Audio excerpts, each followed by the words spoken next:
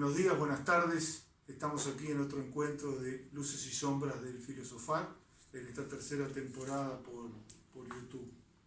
Y hoy tenemos la intención de compartir con ustedes algunas reflexiones, que son derivaciones de algunas conversaciones que hemos estado teniendo, sobre podemos decir, el vínculo, la relación entre ciencia e ideología.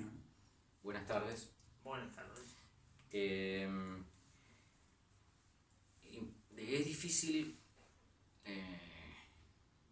darle un inicio sin que ello implique una postura ya en sí misma. O sea que en realidad la conversación más bien creo que está originada en una preocupación que tiene que ver con problematizar estos asuntos, en el sentido de que los podemos encontrar en expresiones muy prácticas, no es solamente una cuestión teórica o académica. Eso ya implicaría en sí mismo una postura, ¿no? Yo creo que podríamos comenzar por el concepto de ideología. No sé, seguramente nosotros no nos pusimos de acuerdo, pero es uno de esos conceptos escurridizos y que tiene diversos significados, ¿no? Sí, porque nunca se han puesto de acuerdo como para llegar a elaborar una definición unívoca de ideología, ¿no? De ahí que sea bastante antipático a veces, ¿no? Pero está la fuente marxista notoria, pero también están una serie de sociólogos alemanes, sobre todo, que elaboraron, aparte del marxismo, su propia concepción de ideología. De todas maneras, en todos los casos aparece como un concepto, y una realidad también, diferenciada del conocimiento científico, objetivable y todo eso. Sí, yo en el sentido marxista, que reconozco que tengo raíces y un presente de compartir ciertas ideas con esa orientación, yo tiendo a pensar la ideología como falsa conciencia. ¿Cómo qué? Como falsa conciencia. Falsa conciencia. Y como un sistema de ideas que me escamotea la realidad. O sea que hay más allá de que la realidad también en sí es otro problema que me parece que está relacionado con en esta tríada, ¿no? No importa lo que sea la realidad, pero las ideologías no parecen ser el instrumento más adecuado para poder capturarla y para poder decir lo que la realidad es. Eso no implica decir que toda ideología es falsa, y ni siquiera en términos de blanco y negro. Parece ser que las ideologías son más, como planteaba Julio hoy, hablando fuera de cámaras, incluyen una cosmovisión, ¿no? Pero yo creo que esa idea de que la ideología es una falsa conciencia a mí me convence bastante. Y también que me parece que hay algo de un carácter inevitable en la ideología, y es que todo ser humano, como ser social, como ser cultural, crece en un sistema donde las ideologías están circulando. Vamos a ver, perdón. Sí, yo respecto a lo que estaban diciendo, fundamentalmente en relación a esa definición marxista, ¿no? Como el discurso legitimador. Creo que la ideología funciona o opera o está inscripta, si se quiere, en el campo de la justificación, ¿no? De la justificación. No pensar que la ideología a mí me parece que no corresponde en relación a la ideología un juicio de verdadero o falso en términos de que ésta pretenda o no ajustarse a una realidad.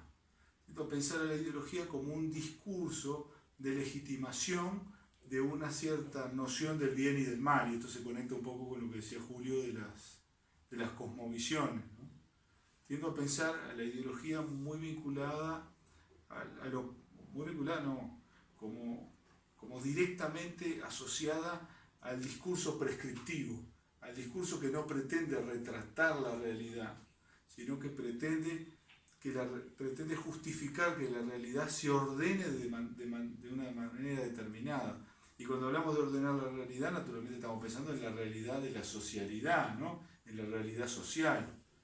Por eso mismo yo desde hoy estaba pensando como manera de matizar la concepción marxista, no para ponerme en la vereda de enfrente posible, no, sino para pensar esto también, para enriquecer el concepto, si se quiere.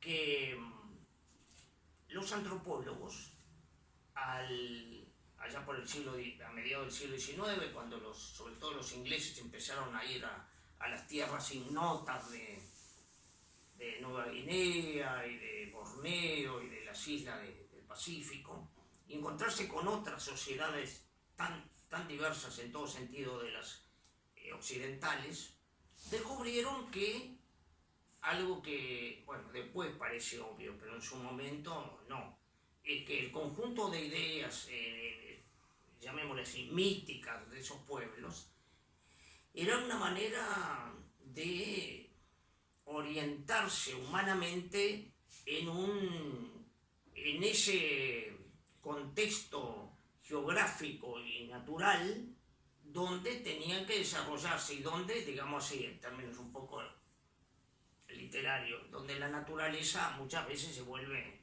una madre cruel y donde hay que defenderse de ello, de los acontecimienos nefastos y qué sé yo, bueno, y que entonces los pueblos de todos estos lugares arman toda una ideología. Pero entonces acá la ideología está bien, puede ser en gran medida falsa si la comparamos con lo riguroso y lo experimentable de la ciencia, pero al mismo tiempo también es lo posible para sobrevivir y para no sucumbir no solo como individuo, sino como sociedad. Sí, Hegel decía algo, apuntaba algo para mí muy importante, que es el carácter inevitable de la ideología, ¿no? Que tiene que ver con la necesidad humana de darle sentido, de encontrarle sentido.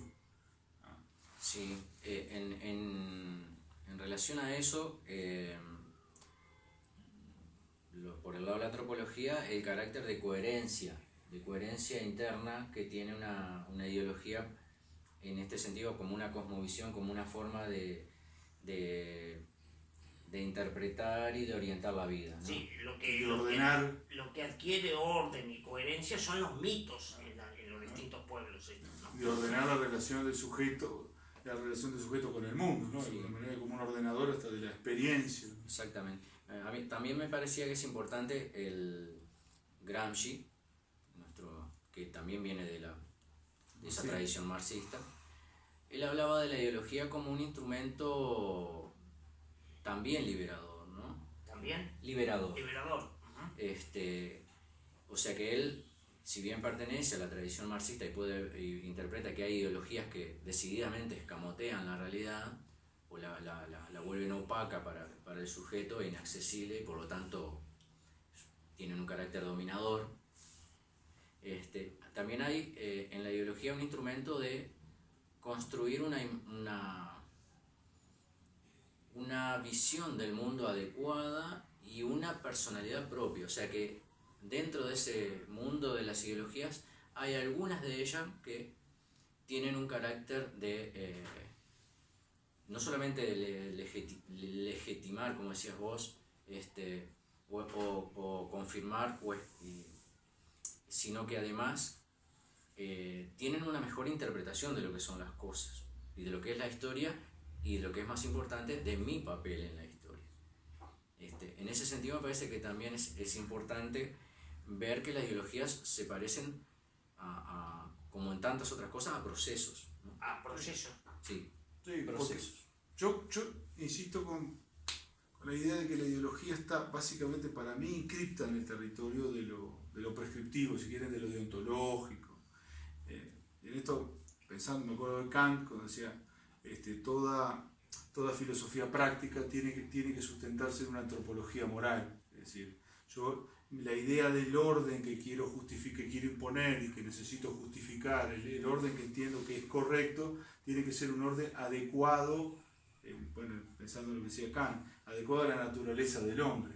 Entonces, en el mismo momento que la ideología está tratando de fundamentar que es justo un determinado orden, también necesita estar diciendo que ese orden es viable y que ese orden es el más viable y que ese orden, a veces se llega a decir la ideología que también ese es el único orden posible, ¿no? Y para llegar a afirmar eso hace un reenvío, avanza hacia el campo de lo explicativo, ¿no? Que en general me parece que tiene mucho que ver con lo antropológico en el sentido de análisis de la naturaleza humana, ¿no? y de lo social, del hecho social, de la sociedad como constituida como objeto. Sí. Claro que en todo caso, si hubiera un kantiano entre nosotros, no es el caso, ¿no?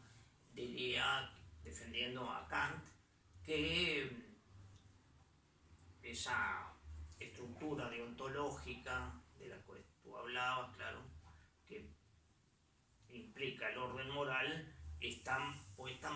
tiene un rigor que la sitúa más allá de lo ideológico, ¿no?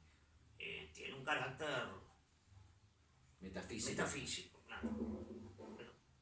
Pero eso nos llevaría por otros rumbos, ¿no? Quizás no está tan lejos, porque eso tiene que ver con capaz que con nuestro contexto cultural, que es el occidente, y en particular por la racionalidad moderna, por lo menos, ¿no? Para mí los puntos de contacto con Kant ahí están desde este lugar. Las proposiciones de la racionalidad práctica son prescripciones, ¿no? Son ordenadoras de comportamiento.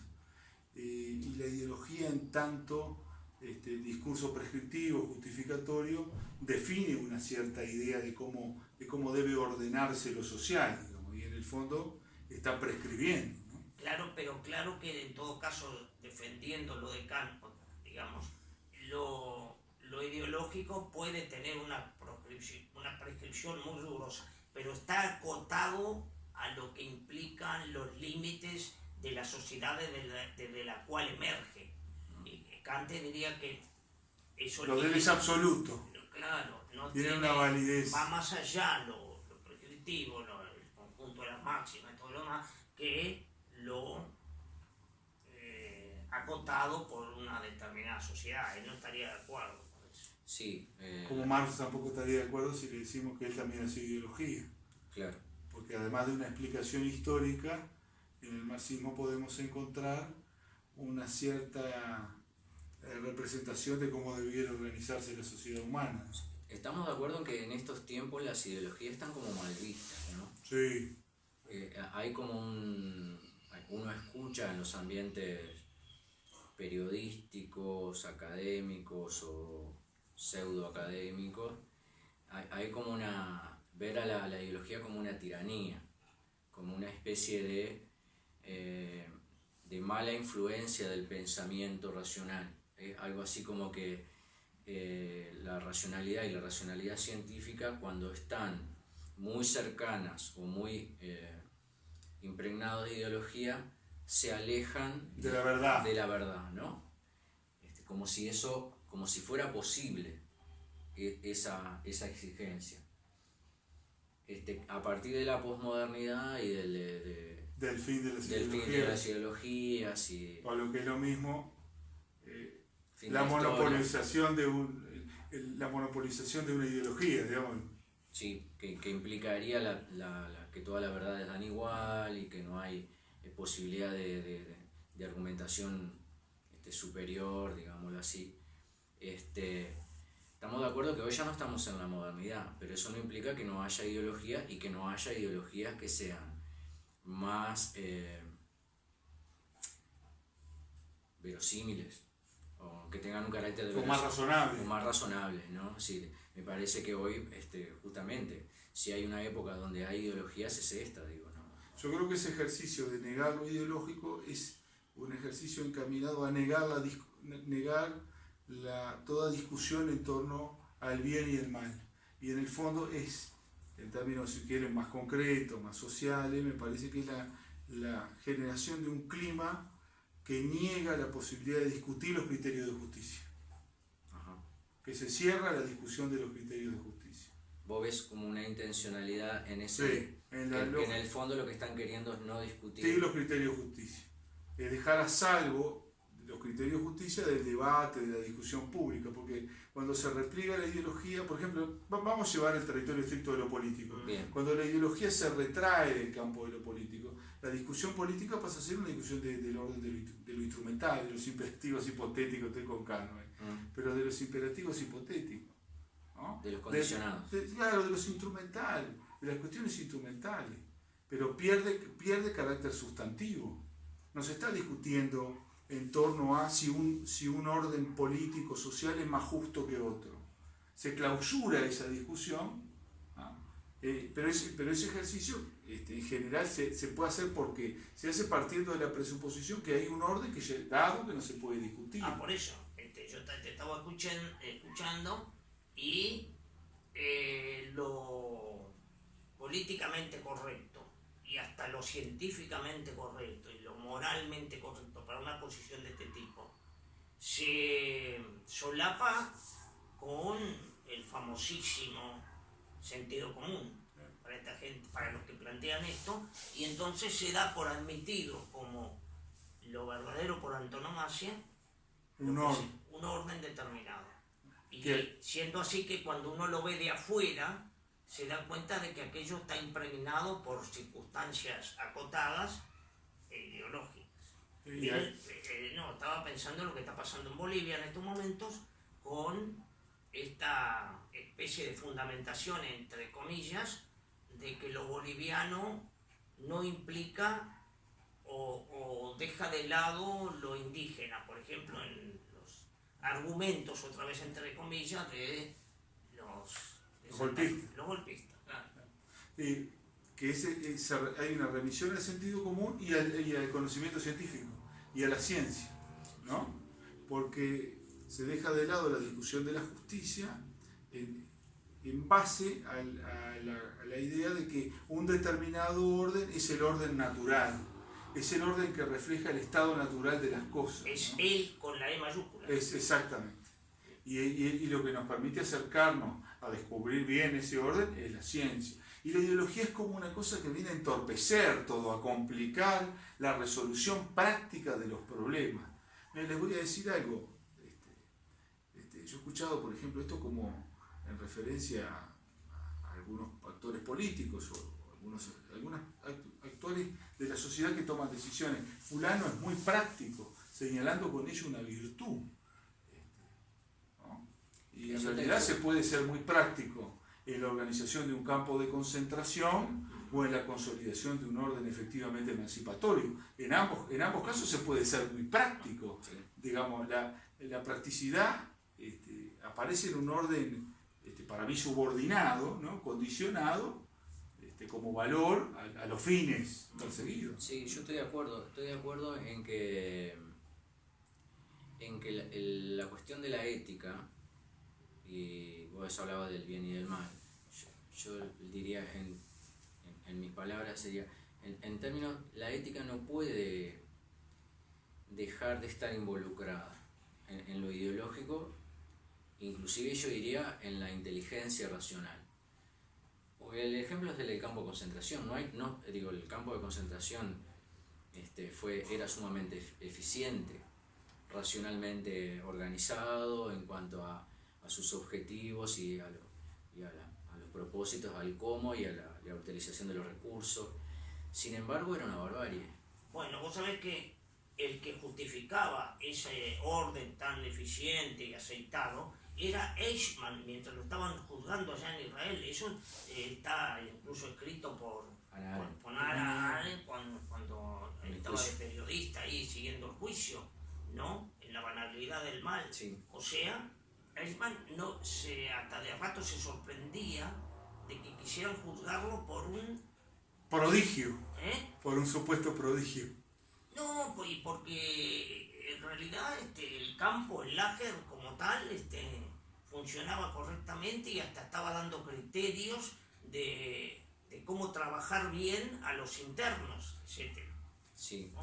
En ese sentido, justamente, el tema de cómo la ética está involucrada y no solamente está involucrada, es cardinal, es la ausencia de la explicitación o la ausencia de controles éticos en un sistema ideológico justamente genera que se den por obvios o que se den por naturales en objetivos o medios o propósitos que pasan a ser naturales, ¿no? Sin justificación, adquieren el carácter de dogma. Que a mí me parece que esa es justamente la gran diferencia que hay entre ideología y filosofía, que no es tanto que haya ideas, sino el carácter que tiene la ideología de dogma, de cerrado en cuanto a sistema. De sentencia.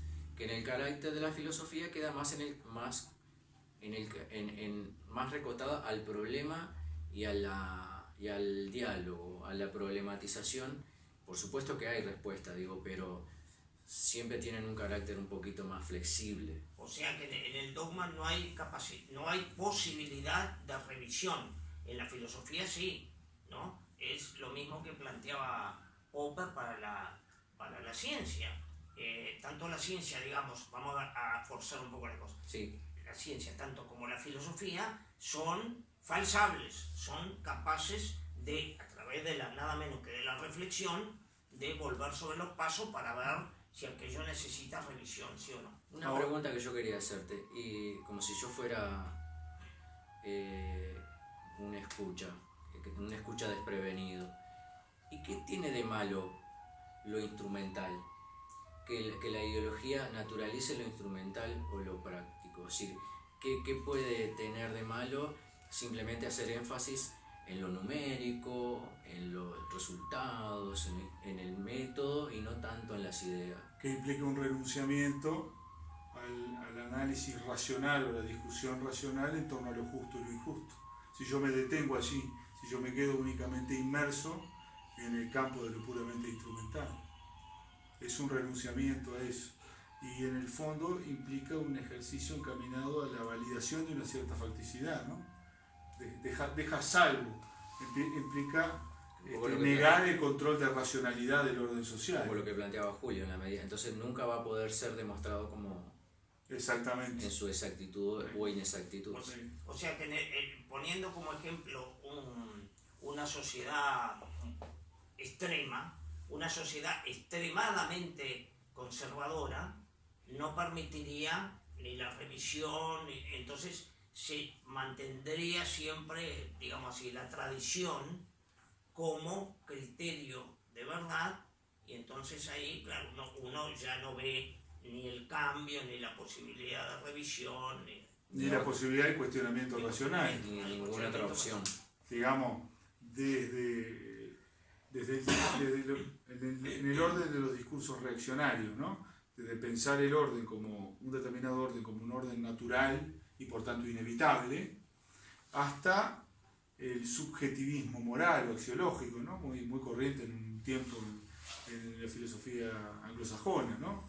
Esto del subjetivismo moral extremo que hacía que cualquier consideración, cualquier estimación en torno al bien y del mal se reputara subjetiva e imposible de ser falseada. Exacto. Entonces, como es imposible de ser falseada y yo no puedo ponerme de acuerdo en torno a un cierto principio de justicia, es válido el orden dado es válido porque en realidad no podemos definir entre todo una idea de validez que se contraponga a este. Y en el fondo, entonces, lo que esconde esa ideología que pretende desideologizar eso, la cuestión de los medios, los instrumentos o los fines, o naturalizar un orden, lo que pretende es esconder las relaciones de poder. Y me parece que cuando no se discute eso, lo que queda es dominio.